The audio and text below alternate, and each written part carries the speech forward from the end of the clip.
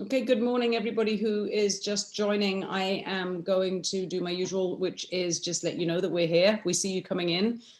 Just going to give it a couple of minutes for everyone to flow in, and then we will get started.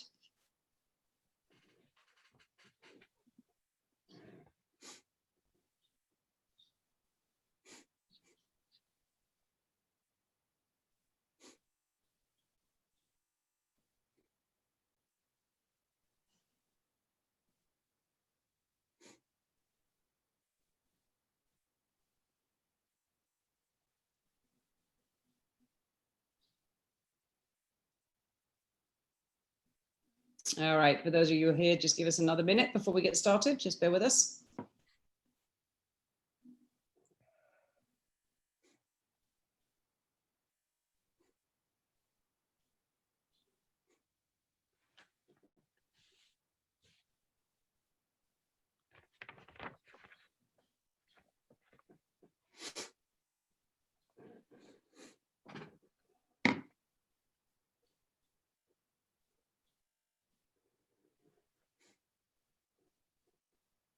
All right, I am going to get started. So good morning, everybody. Welcome. It is a nice rainy Thursday morning, and you are on the Weekly Score webinar. Today, we have Thomas Principe from Sales Acceleration, who's going to be talking about building a sales structure for superior results. Just before I hand over to him, just a couple of things. So for those of you who are just joining for the first time, this will be new for you, but for those who have heard me say this multiple times already, this is a webinar. We don't see you guys, but you can see us. And we also can't hear you. But what we will do is, and we welcome, is questions and answer or Q&A. We want to make this as interactive as possible. So please put your questions at any time in the Q&A box, not the chat box, preferably the Q&A box, and we'll answer them throughout the presentation. A little note about SCORE. We are a business mentoring entity. We offer free services to small businesses. We're actually a national organization. The organization is powered by the SBA, and we do have support from the SBA, but we here on today's call represent the Monmouth County chapter. I am a mentor for SCORE and also help with the webinars. And so I just want to encourage people. We have a lot of webinars, so check our website for the webinars and our Facebook page, but also we offer free one-on-one business mentoring. So if you have any need in your businesses for any kind of questions or any mentoring, please reach out for that as well. On that note, one other thing is this webinar is being recorded and it will be available on our YouTube channel within a couple of days after the webinar. And also, no, that was it. It's being recorded and it'll be on our YouTube channel. So, and with that, I'm going to hand over to Tom. Thank you so much, Tom. Thank you, Claire, and thanks for hosting me today. A couple of just quick thank yous I want to send out. One is to Susan Stingo, who actually connected me to Claire and SCORE. I very much appreciate that. And then Claire, thank you to you for helping me to host this webinar. So hopefully it'll be informative for everybody out there. Just a little bit quickly about myself. I have 30 years of experience in sales and sales leadership in both large and small companies, building teams and leading teams to get results. Currently, I own my own business, got out of that whole kind of spinning wheel, and my business is called SalesSXess, and I work as a part-time head of sales that puts the right people and processes in place to help small business owners grow revenue. So today, what I'd like to do, because this is about you, I'd like to be able to provide you with three things, really. I'd like to give you some insights, I'd like to give you some information, and then I'd like to give you some actions that perhaps could help you or perhaps clients that you interact with. And I want to do this in three parts. So the first part will be just some background statistics, some information that was gleaned from a survey that we send out. It's called a sales assessment analysis, and it's from small business owners. So we'll give you kind of a flavor for some of the issues that small business owners are struggling with. And then we'll look at, what are some things that you can listen for either within your own business or with potential clients you're working for that might signal that they need help. They need help in terms of figuring out the whole sales structure and the whole sales process. And then lastly, and I think most importantly, I'll share some ideas with you and things that you can consider either within your own business or maybe as a resource for your clients. And as Claire said, I want this to be interactive. So if you do have questions we go through, please feel free to post them. So I'm not just talking at you, but rather I'm interacting and talking with you. So first of all, I'm going to start with some statistics from a survey from small business owners, a couple of hundred small business owners, and anyone who has experience in the corporate world may be a little bit surprised at some of these statistics.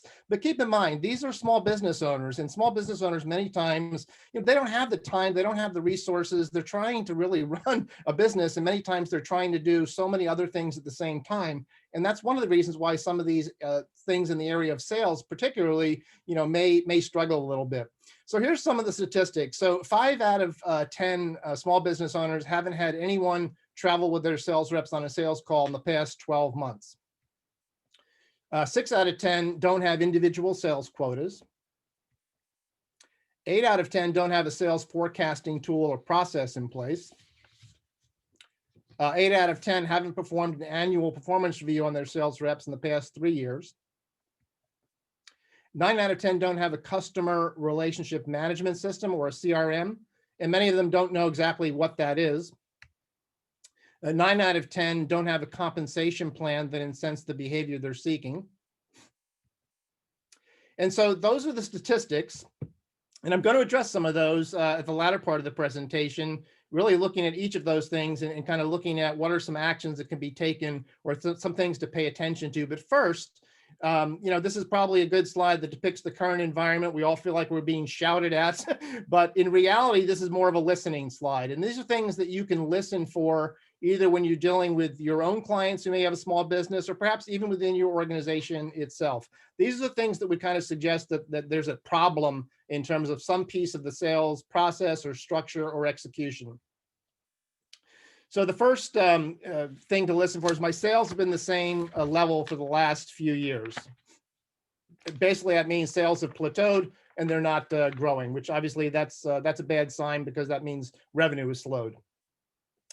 Even worse, my sales have been declining. All of my sales are referrals. So in other words, there's no proactive sales. We're basically just relying on an existing base of customers. That can be good, but it can also be bad, as we'll get to in a following slide. I can't find the right salesperson. And this is where the challenge of not getting new customers comes in, because too much of my annual revenue comes from a couple of clients. This will keep a small business owner up at night because if they lose customer 2, they've basically lost almost 2/3 of their revenue, and it's going to be very difficult to replace that and recoup that. Another common frustration you hear from business owners: the sales team is not following our corporate directives. Another one is what we call a seasoned sales team. Now, this is what I refer to as kind of the protected veteran stratus. These are salespeople that have been in their roles for a long time. And generally, I find they fall into 2 groups. There's the complacent, but there's also the competent. And so what you want is you want the competent people that are successful in their sales role. But to do that, a lot of times, just remember, you need to give them attention. A lot of businesses make a mistake in thinking their best salesperson, doesn't need a lot of coaching, a lot of help. They've been around a long time, but that's actually the opposite. Good salespeople, no matter how long they've been around, they want to be recognized and they want to be tapped into as a resource. So that's a great way to keep your more experienced salespeople motivated. So don't overlook them. I'm comfortable with the sales team's activity, which is another way of saying I really don't have an idea or any visibility into exactly what's going on. Training is obviously a critical area here if you want to develop and improve, salespeople and their performance. So many times we hear business owners say the training I put them through doesn't seem to help. Well, a couple reasons for that. Number one is because training many times is looked at as a one-time event. That's not true. I've always said there's a difference between training and development. And the difference is we train animals, we develop people. And so think of development as it's an ongoing process. And so it's not a one-time event. It's something that continually has to be put in place and revisited for your team to help them continue to be successful and to build on their competencies. And again, this is an area for small business owners. It's tough because you don't have the time and the resources. So I would just encourage you, be creative. Perhaps there's someone within your business who likes doing these kinds of things, and perhaps they can do some research. I've put together training programs with some of my staff people that have just, they just like doing it. And so they go out and research a topic and they present that to the team. So you have resources internally, and there's also off the shelf programs as well that you can do to help keep development going within your team. So the last part I want to focus on is, why are sales not increasing as planned? And here's the thing. If you find yourself in this situation, or you have clients that are in this situation, this slide really depicts the most important action. Raise your hand and ask for help. There's a lot of expertise out there that can help with some of these issues. And here's some ideas on how to address some of these top 10 things that we talked about previously. So the first issue was no weekly sales meetings. So these are critical because this is where, as the business owner, you set expectations and accountability for the sales team. So these are important to have these weekly sales meetings, and you should include each member of your sales team, no matter how big or how small. Obviously, setting clear expectations are extremely important because that what establishes accountability. And then make sure everyone comes prepared with deliverables. So make sure that you tell them we're going to be discussing your key accounts, we're going to be looking at action plans, so on and so forth, because you want to make sure that you get, the most, your team gets the most out of this meeting as possible. And then the other important thing here is, aside from having an agenda, give equal time to people, right? Don't let the meeting get hijacked by one person who just wants to, monopolize the meeting. This is a team meeting, and so you want to make sure that everyone has team input. Tom, do you think that with also that team meetings help people feel like part of a team, right? So the more you feel like part of a team, the more engaged you are, and the more engaged you are, the more excited you are about selling the product or the service. Is that part of the whole? Yes, no, Claire, that's exactly the point. By definition, a team is a collective group of individuals that share a common goal and a common purpose, right? And so that's what's so critical about having these team meetings, because it's an opportunity for people to share ideas, help one another. I can tell you from experience, the best ideas come from your peers.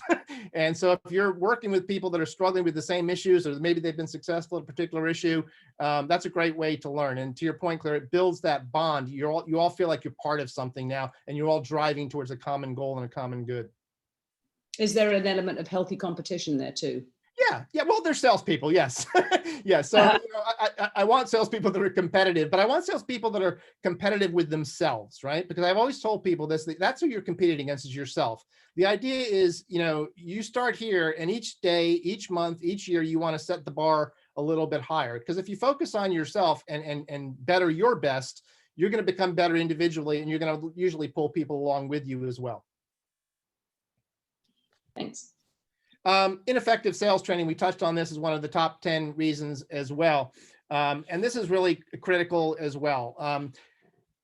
One of the first things that I always did in any sales leadership role that I took, I spent, the first, 60 to 90 days out in the field working with every sales rep that I could find out there. And this accomplished two things. Number one, it helped me to determine the average competency across the sales team. Secondly, it helped me identify the gaps, where were the consistent gaps in terms of sales performance and sales competencies.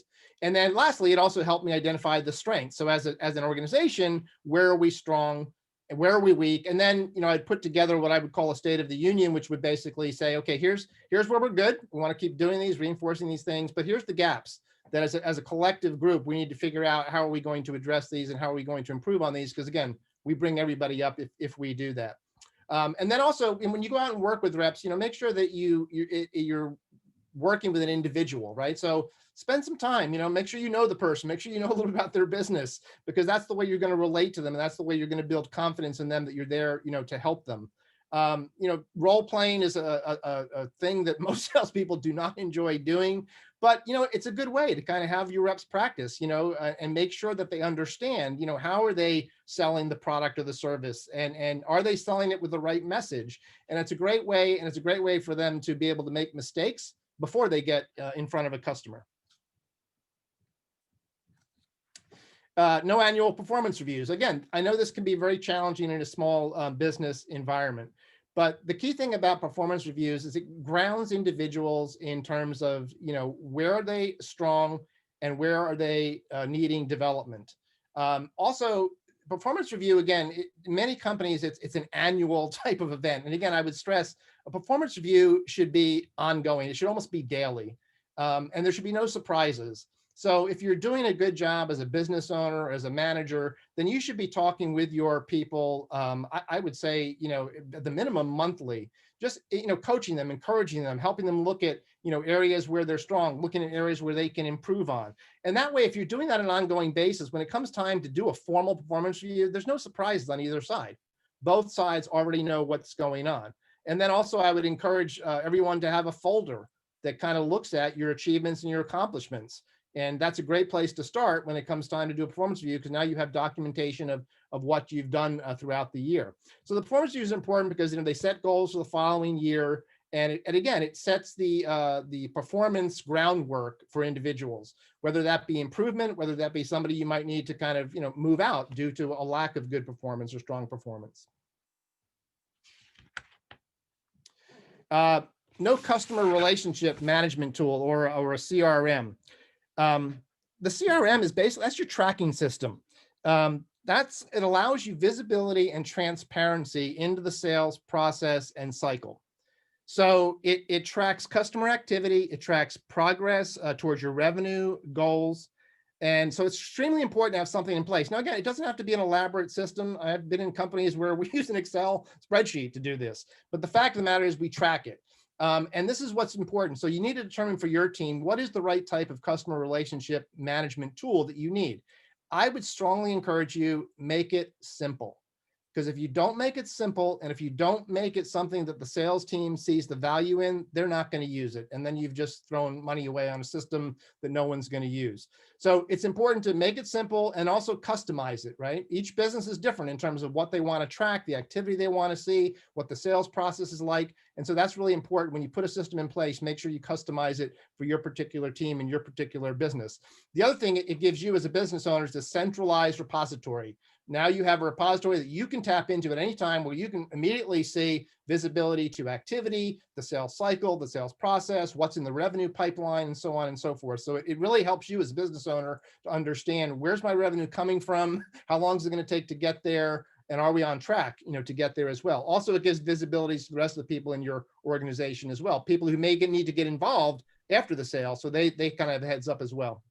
And I think there are a couple of good free CRM tools out there. I mean, I know, for example, Zoho is one. Yes. Yep. And I've used them in the past. And I think, I don't know what you think, Tom, but especially when you're first starting and you're thinking about implementing, a CRM, you can go for the full, the sort of the all singing, all dancing Salesforce type CRM, Yep. or you can go a lot more simplistic, and especially in the beginning when you don't really know how to work a CRM or what the values and the benefits are.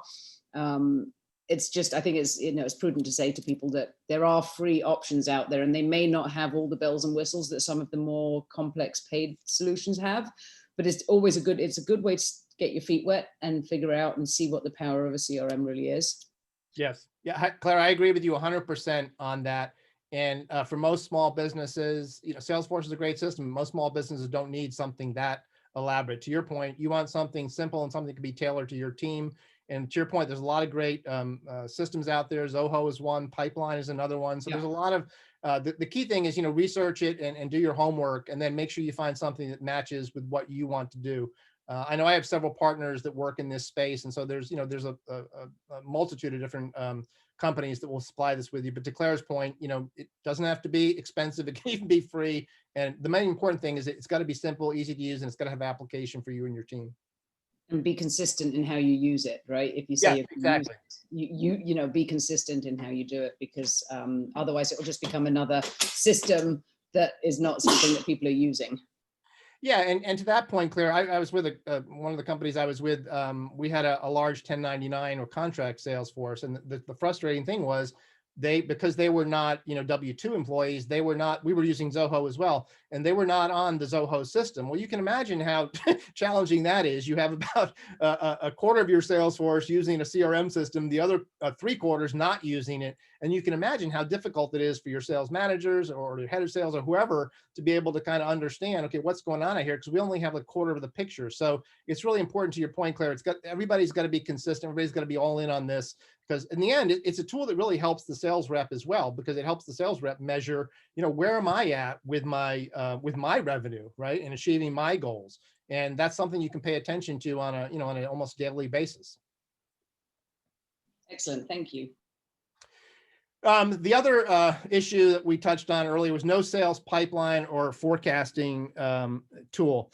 This is like going on a trip without a GPS.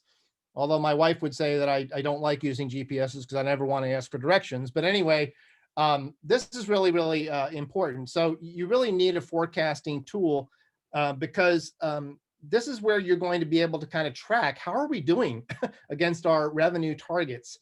Are we on track? Are we ahead? Are we behind? If we're behind, then we need to kind of look at that and perhaps make some adjustments. So this is really critical to have a good sales forecasting tool.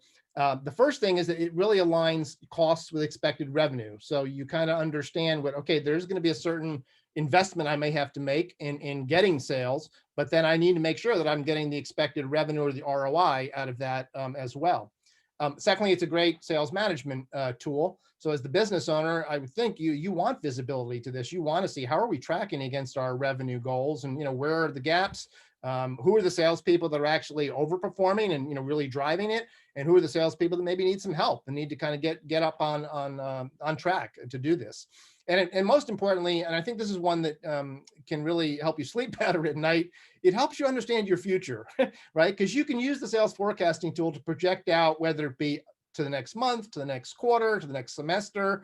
It gives you good visibility into how are my sales tracking. And the most important thing is it's a tool that allows you to take action and reassess if you do need to do some type of an intervention. Improperly staffed sales team. And this is obviously very critical for any successful business. It all starts with having the right salespeople in the right role. And so to do this, again, the most important thing is when you write a job description, make sure that you've really covered the responsibilities, the expectations, and most importantly, the criteria for success. What do I need to do to be successful in this role? That's really important, because that lets you then screen and seek those people who fit those specific criteria. And that's obviously what you would interview to as well.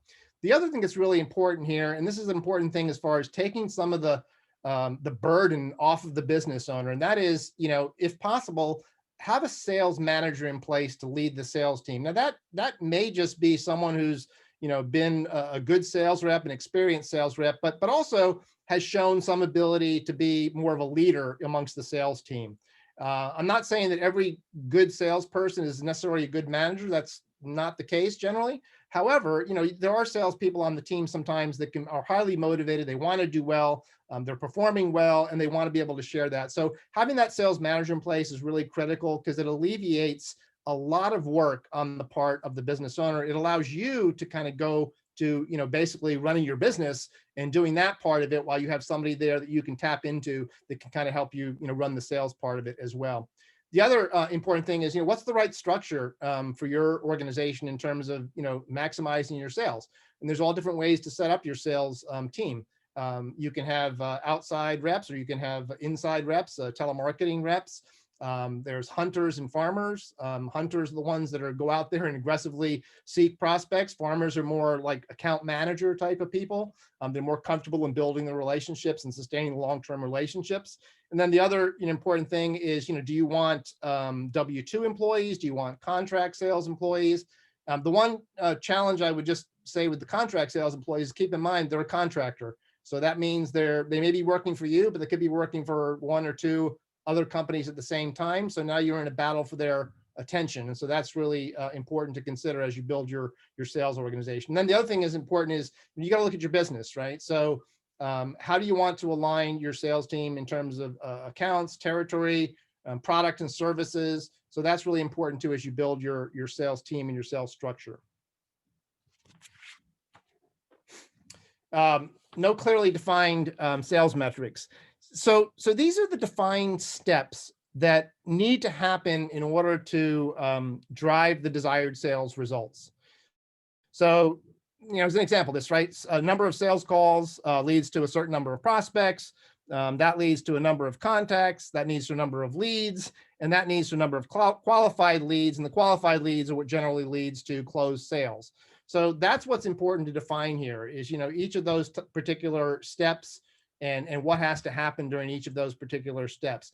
And this is really important because it's important for accountability for a sales team. So setting the proper activity levels is desired. Sales is in many ways a numbers game, right? So that all starts usually with activity, and you're going to need to make a certain number of contacts or calls or whatever in order to be successful, because unfortunately not everyone's going to say yes. It also lets you see, what's good and what's bad. So in other words, if my activity goal is 10 calls a day, and I have reps that are making 5, that's a problem, and I need to kind of delve into that, or have my sales manager delve into that to figure out what's holding them back. Why can they not achieve the minimum average of the group? Also, it lets you kind of see, who's excelling at that, who's knocking that particular goal out of the park, and that might be somebody you can tap into that kind of help other salespeople to kind of get back on track in terms of some of the goals that you've set for them. The other important thing here is, and again, this is kind of a constant theme here, as a business owner, you don't want to be lying awake at night wondering about the future. And so the more visibility you have to the sales metrics and the activity, because these are the things that lead up to sales, the more confident and comfortable you're going to be in future success, right? Because otherwise, if you're not looking at activity, if you don't have clearly defined sales metrics, guess what? It's going to be too late to fix the problem, because there's nothing in place to give you visibility to do that. So that's really critical. And I guess where my operational head comes in is you go back to the CRM, right, and systems and processes, but you can do all that and measure all that in a good CRM program. Is that correct? Yes, exactly. Yeah. And that's the benefit, Claire, of having a good CRM program, is that it gives you access to all of these metrics. And as a sales manager, or more importantly, as a business owner, right, you don't have to get into the weeds here, but I would think you do want a dashboard. You want to kind of see, how are we doing? How are we tracking in here? And plus, it also, when you look at the sales, the next part, which is the sales process. So this kind of feeds into your metrics, are what drive your sales process, right? So having your sales metrics in place, that creates a clearly detailed path to success. So that means from prospecting to lead generation, to qualifying, to needs assessment, to a proposed solution, to closing a sale. That's what the process, should look like in most companies. And so that's why it's very important, each step has got to be clearly articulated. It's got to be, in common language, everyone can understand. So when I say qualified lead, what does that mean exactly? Okay, that's going to be very, very clearly understood by everyone with the same common language. And then again, it gives you an opportunity to kind of check, how are we doing? And it gives the individual salesperson an opportunity to kind of check too. How am I doing in the process? How many current leads do I have? How many prospects do I have? How many needs assessments do I have ongoing? Because all of those things would eventually, hopefully, leads to closed sales. And that also helps you determine, okay, what's needed at the next step. So if I have somebody right now who's potentially a prospect, the next step is needs understanding, needs qualification, or needs assessment. Then that informs the sales rep, okay, well, here's what I need to do to kind of understand the needs of this particular client. And here's what I need to kind of understand to make sure that I'm in a good discussion and fulfilling those needs. Because if you can meet the needs, then hopefully that client becomes a qualified lead in a sale. Here's one that I think is one of the most obvious issues in many organizations, not just small businesses, and that is the comp plan doesn't incent the correct behavior. And like I said, this happens just as often in large companies as it does in smaller companies as well. However, the good thing is, it can be fixed. Okay, look. Somebody told me a long time ago, a sales force moves on its pockets. And so this is why people get into sales for the most part. In fact, I think there's 2 reasons most people get into sales. Number 1 is because they want a job where effort equals income. And so income is very important. And most of the income usually comes from incentives. And that's really important to structure your compensation in the right way to kind of look at, your base versus your incentive, and is your incentive, incentivizing the right behavior. And so, there's lots of ways you can set this up, based on a mix of your base pay and also your incentive pay. I would say that in most cases, not all, but in most cases, it's good to start with a 50-50 break. So 50% base and 50% incentive. And the reason why is because you don't want to give them so much base pay that there's really no incentive for them, to get sales, to get new customers, et cetera, because they're already, comfortable getting a pretty good base pay. And at the same time, you want to make sure there's that incentive out, there's that carrot out there that says that, what, I can make way beyond my base if I do X, Y, and Z. And so that's really important in terms of the mix of how you set it up. The other important thing is that you also want to make sure that you're incentivizing the right behavior. So for example, if you're lacking new customers, well, then the sales compensation plan needs to have something in there about you get X% of each new customer that you bring in. And then the other important thing about the incentive plan is, it's got to be on a budget, right? So as the business owner, you have to establish a budget. And then you also have to look at what are we trying to do as a company? And then you build the comp plan around that to help you get there. As far as exploiting the sales plan, it's really funny. I mean, good salespeople figure out the loopholes in a comp plan. I can tell you that for a fact. And sometimes they exploit it, to your benefit because they blow it out and they blow out sales.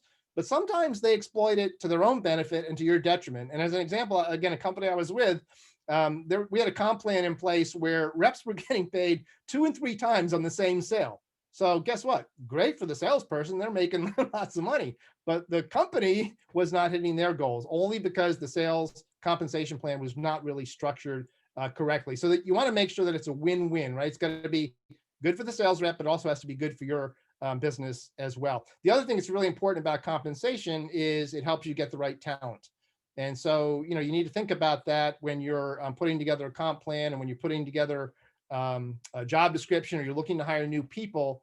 Again, salespeople are motivated by money. And so you want to make sure that you have a good comp plan because that's one of the first things they'll look at. So make sure that you have that to get the right salespeople in place.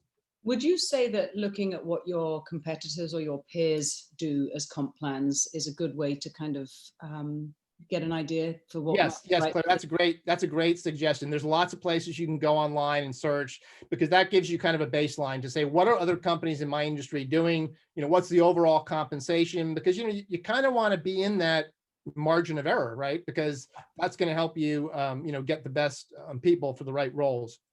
And as everyone probably knows right now, it's competitive out there, right? There's a lot of really talented people out there that are looking for a job, and particularly in sales, and you want to make sure that you're competitive with your peers out there. So yeah, looking at some of these comp plan surveys gives you a great way of being able to assess where am I at in that whole process. And would you say that, like, for a comp plan, is a key part or key component, like what the sales cycle is, or the life of this, like how long? Because if you're hiring somebody in a sales cycle takes 6 months to convert a customer, as opposed to, perhaps it's an immediate sale, would that impact how you structure the comp plan? Yes, definitely. You have to, again, design it based specifically on your business, the sales process, right? How long that sales process is one thing, because for example, if you're setting up a comp plan that pays, let's say, monthly or quarterly, and yet your sales cycle is 6 months or more, well, guess what? That's not going to be very motivating for reps because it's a goal that's very difficult to achieve and attain. So yes, you want to make sure that you organize it based really on your sales process and cycle. That's why it's so important to have that in place, because that way it lets you, kind of create that comp plan around that as well. The last thing about the comp plans that I just want to stress is really, really important. It's kind of similar to the CRM system. That is that it's got to be simple. It's got to be simple that the rep understands readily what's required of them, what are the right behaviors, and what's going to drive revenue for the company and also for them. And I used to tell people that, what, if I can't explain the comp plan to a 12-year-old and have them repeat it back to me, then it's too complex. Okay, so I've been in a lot of organizations where we have these elaborate comp plans and these grids and everything. And if the salespeople don't understand it, they're not going to be able to follow it, and you're not going to get the results you want. So make it, make it simple. And then the last one of the top 10 here to address is there's no shared or detailed sales business plan. So again, this is critical because this provides the path forward. It provides a measurement of the path forward and how are we tracking on that. Also, it holds people accountable. And then also it increases the chances of you hitting your goals. But it's important that the sales business plan also has to have timelines, deadlines, and most importantly, actions. Right? What are we going to do to move this forward, to achieve this particular goal? And also, it's got to be revisited on a frequent basis. And here's another pitfall that I see in a lot of businesses. They spend like a day or more doing these detailed business plans, and they have the sales team in there. Everybody presents their plan. And then guess what?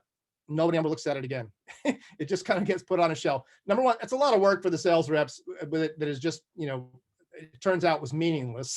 And number two, it doesn't do you any good as a business owner because now, you put a plan in place, but nobody's following it, nobody's paying attention to it. So that's why it's really important to make sure that you put the plan in place, but also that you continue to revisit it, update it as needed.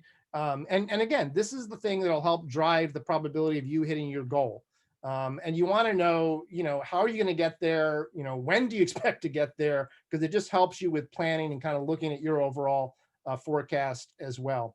And again, this is important to, put actions to it, right? So make sure that you identify, if you're identifying customers or accounts or whatever, put the names in there, make sure that you're putting actions in there. What do I need to do? Do I need help? Are there other people in the organization that I need to get involved to help me, move this process along? So that's really important. And I talked already about it, deadlines and accountability.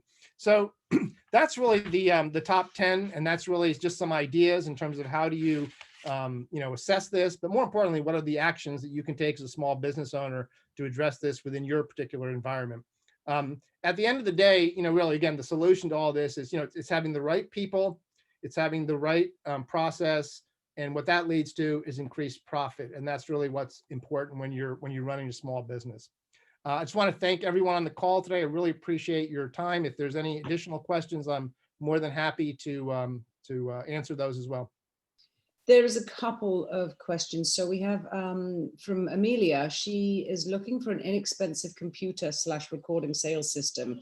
She said, we seem to be creating piles of papers for follow-up calls. So any suggestions? I'm sorry, so is this she said a computer? Yeah, I think more a system, not a computer, but looking for a system, a sales report, like a recording sales system. Yeah, I think, again, that's kind of where the CRM would come in.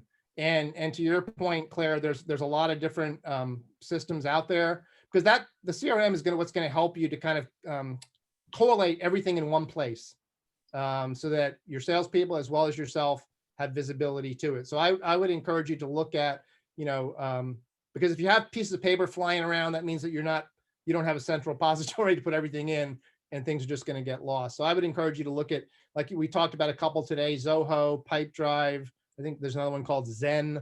So there's a lot of options out there that are either free or inexpensive. I would encourage you to look at those. And when I would just adding on to that, again, that's my systems brain. But you can think about a lot of these systems do integrate with accounting packages. Yes. So, you can actually record sales and they can talk to each other. There are some ways to do that. And they also integrate with, mail blasts and all of those types of things. Yep. Just when you're looking at a system so that you're not creating piles of paper, look at maybe some of the bigger picture things as well that can help to kind of reduce your workload without, sometimes a little bit of front end setup in putting these things into place can save an awful lot of time on the back end.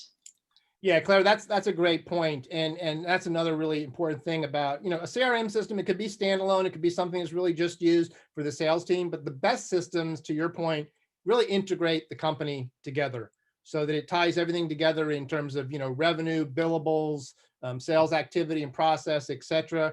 It gives everyone in the organization that way, an opportunity to kind of, see how things are moving, and also to kind of share responsibility if something's not moving in the right direction in a particular functional area as well. The most important thing, I think, is sit down with your team and do a needs assessment.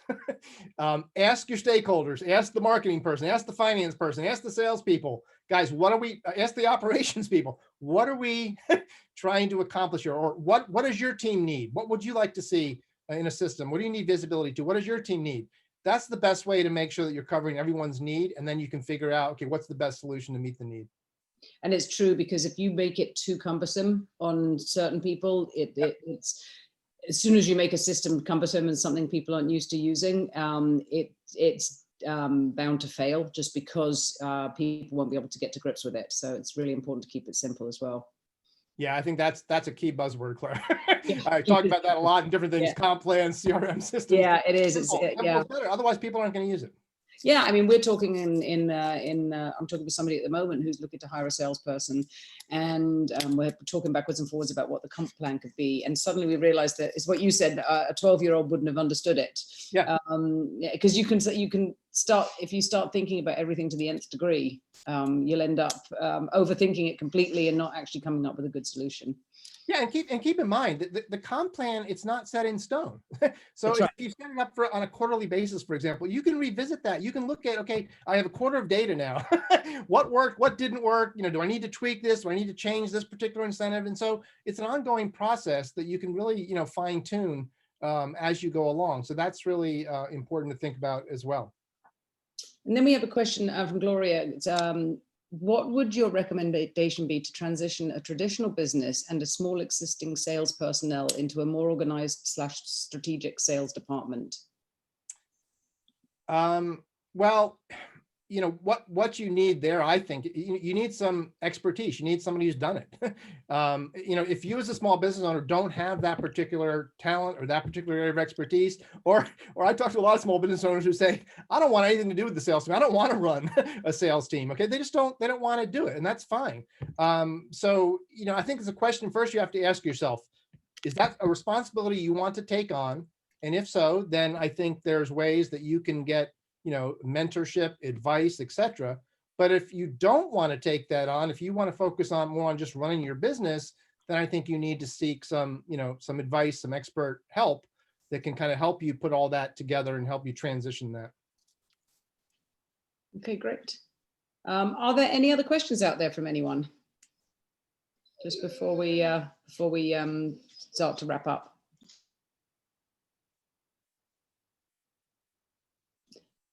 Okay, so I think what I'll do is I'll just do a little bit of a closing speech. My dog has decided to make his presence known. Oh, Gloria has just said she's speaking from the perspective of a person that's been bought in. I don't know if that. Okay. Yeah. So in that case, then, perhaps it's a situation where maybe that person just doesn't have the right level of experience or training yet. And in that case, they could really benefit from somebody who can coach them and mentor them in that process. So there are, programs that can be done with those people that can kind of help them to develop the skills, because it's not something like sales leadership is not something that just because you're a salesperson means you're automatically going to, be successful in that role. So I think it's important to seek out resources and seek out people that can help build that kind of leadership profile for your salesperson. Okay. Great. Well, so thank you. I'll start my closing. I'm just trying to start my video. I'll start my closing speech, which is thank you everybody for joining. We appreciate your time. Tom, thank you very, very much for the presentation. It was great. It was very helpful. It will be on our website, or rather on our YouTube page, our YouTube channel. So take a look. It'll take us a couple of days to get it up there.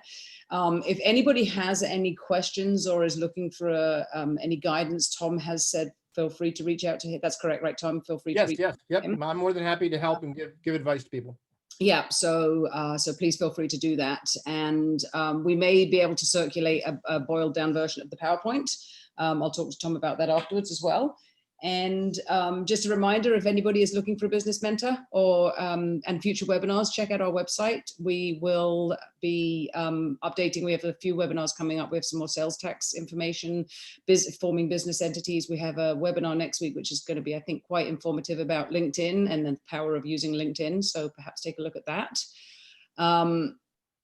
if you're looking for a mentor, please reach out, request a mentor. We have a number of people who have a huge amount of business experience who are there and willing to help you. It's free. So this is what we do. We like to help people and we like to help small businesses. So please feel free to reach out. There was one quick question here. Tom, how do we reach you? Actually, I am putting that into the chat now. If you want, I guess I could put it to everyone. I know there was one individual that had a question on that. Yep. Do you want me to put it to everyone or just to? Yeah, that's fine. Whatever you're comfortable with. I think okay, I'm gonna just, okay, I think it'll work. Okay. Yep. Okay. All right. You can contact me. My email address is, I will put this, actually to reach out for a mentor, you could actually email monmouthscore@gmail.com, or you can check out our website, which is monmouth.score.org. So either way, that's how you can reach out. And Gloria, I think you have my email address just because I sent it out with the meeting invite. So that's my direct email address you can reach out to as well, and I can guide you.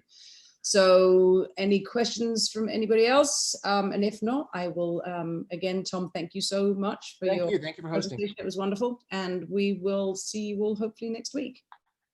All right. Thanks, everyone. Thanks. Bye.